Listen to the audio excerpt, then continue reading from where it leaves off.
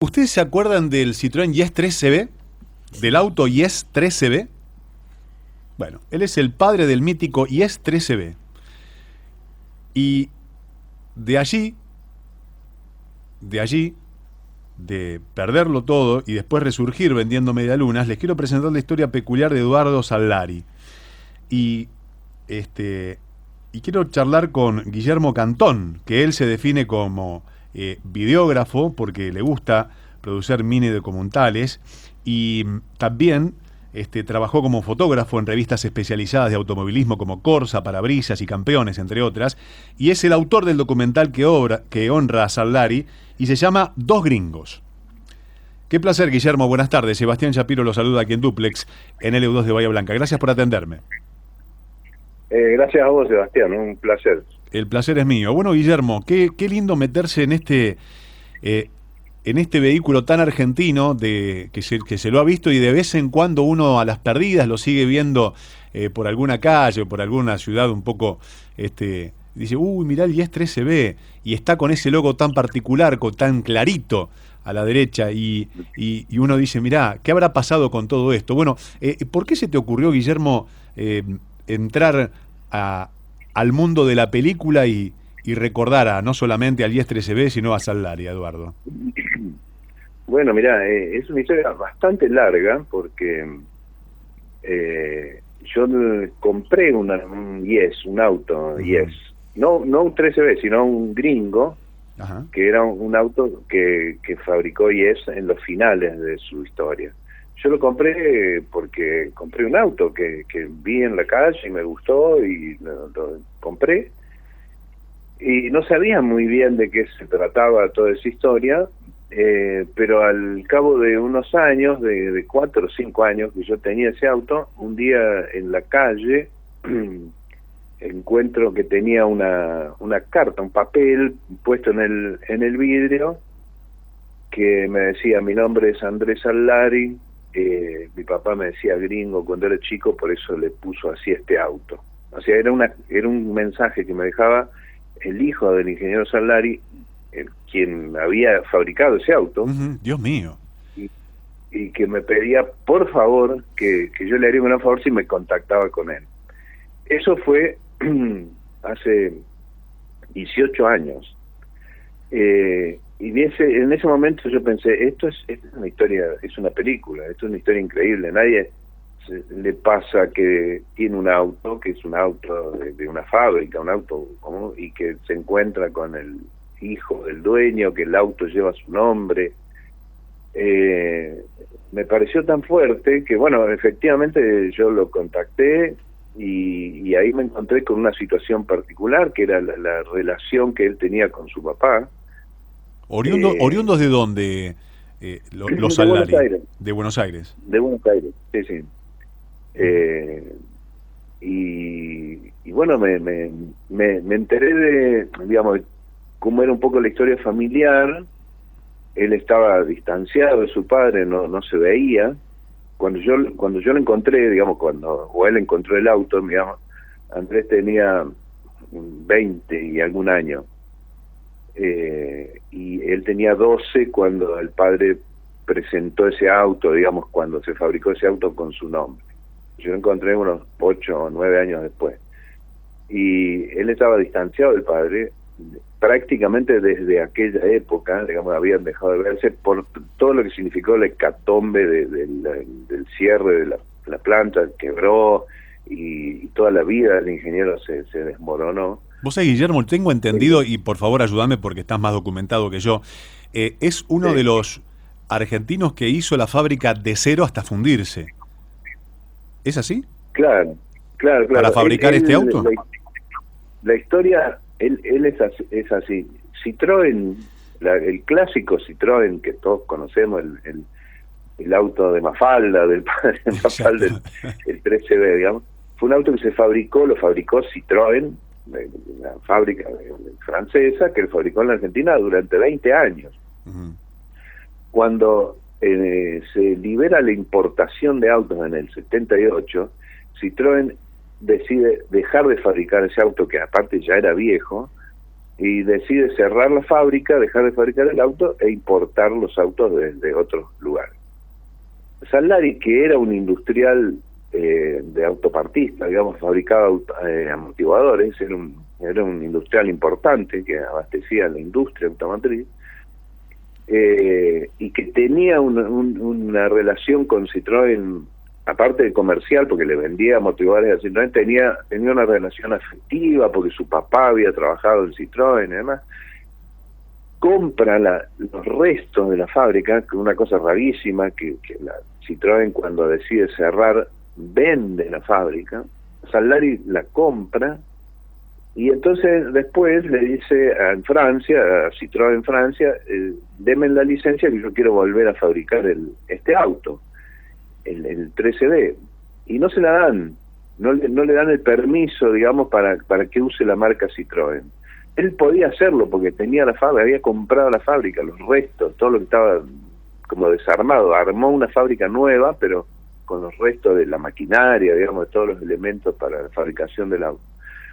Y como Citroën no le da la licencia, él se ve obligado a hacer una marca propia, y por eso surge IES, el IES 13B, que el IES 13B era el 13B que hacía Citroën, pero fabricado bajo la marca de IES, que es lo que podía hacer el ingeniero.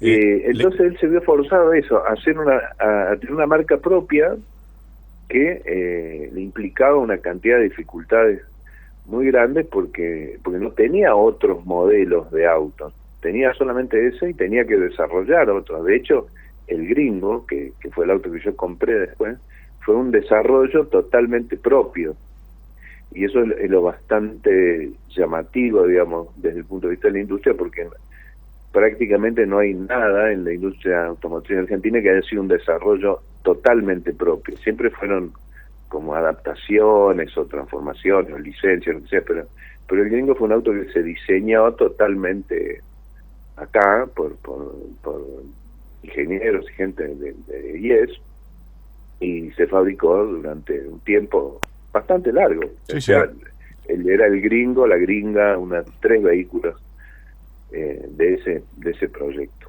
Estoy charlando con Guillermo Cantón, que es quien ha desarrollado este documental IES 13B, y aparte, bueno, está contando parte de la historia de cómo llega a ser el documental, y quiero meterme en este tramo de la historia que tiene que ver más con vos, y también así como uno hace el esfuerzo de producir un montón de cosas, producir un documental también tiene sus bemoles, y más en la República Argentina, donde algunas veces hay que conseguir financiación, un productor que te produzca y que crea en el producto, y después, bueno, presentarlo. ¿Nos contás ese periplo? Sí, claro. Yo el proyecto lo presenté al Inca junto con un productor que asociado, digamos. Eduardo Jedin. Exactamente. Jedlin. Sí. Presentamos el proyecto y el Inca nos lo financió. Cosa realmente muy muy importante, digamos, porque no es sencillo, digamos, producir un documental de manera independiente, digamos, porque, digamos, es muy difícil después recuperar, ¿no?, la inversión. Bueno, ni hablar ahora que no hay cine prácticamente. Sí. Pero bueno, la función del Inca es ese, ¿no?, la de promover el cine independiente a través de la financiación de un dinero que surge del propio cine, ¿no?, de las entradas que todos pagamos. Uh-huh. ¿Y con qué te quedas de todo este esfuerzo y también de esta historia de vida familiar y de un auto que quedó tengo entendido que en distintos puntos del país hasta tuvo su club, así como está el club de una marca muy conocido, de varias marcas, el IES también tuvo su club? Sí, es un auto que tiene sus fans y cada vez más, digamos. Cuando yo compré ese auto, el Gringo, no el 13B, sino el Gringo, que es el auto prototípico de IES, digamos, porque es un auto propio. El 13B era un auto que había desarrollado Citroën, más allá que era popular, digamos. Pero cuando yo compré ese auto, no valía nada, porque era un auto viejo de una fábrica que no existía más.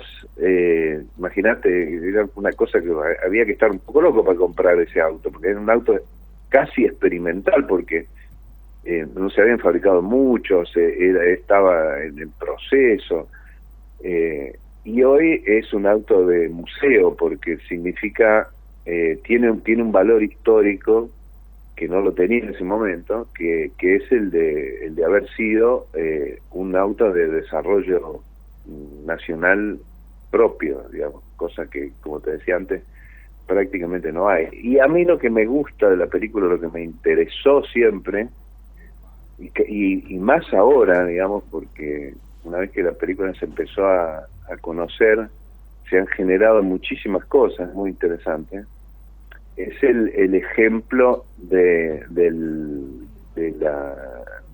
trabajo del ingeniero, ¿no? De Saldari.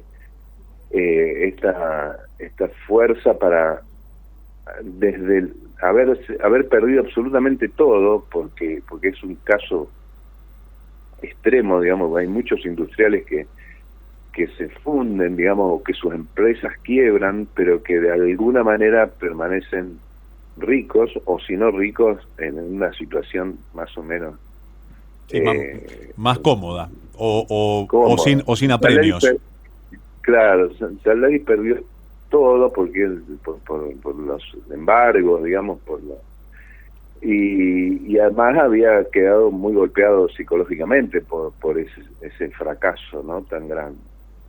Pero así todo, hoy tiene 81 años y sigue con ganas de trabajar y haciendo cosas. No te voy a contar toda la película. No, por supuesto. Ahora te voy a preguntar dónde la gente, si está colgada o está linkeada en el Instituto Nacional de Cinematografía Argentina, o dónde puede verla. No está en la página del Inca todavía, no sé si más adelante irá a estar. Hay bastante caos, digamos, en el Inca con toda esta historia de la pandemia y lo que no se han podido estrenar las películas físicamente. Bueno, pero la película está en Vimeo, que es una red como YouTube, pero incluso si la buscan directamente en Google, van a llegar fácilmente, pero Vimeo, que es una red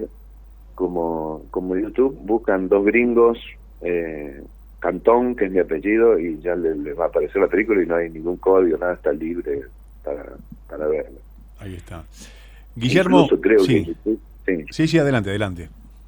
No, que yo no la puse en YouTube, pero creo que alguien ha puesto una versión, un link a la película en YouTube también. En Vimeo lo que tiene es que está en mejor calidad.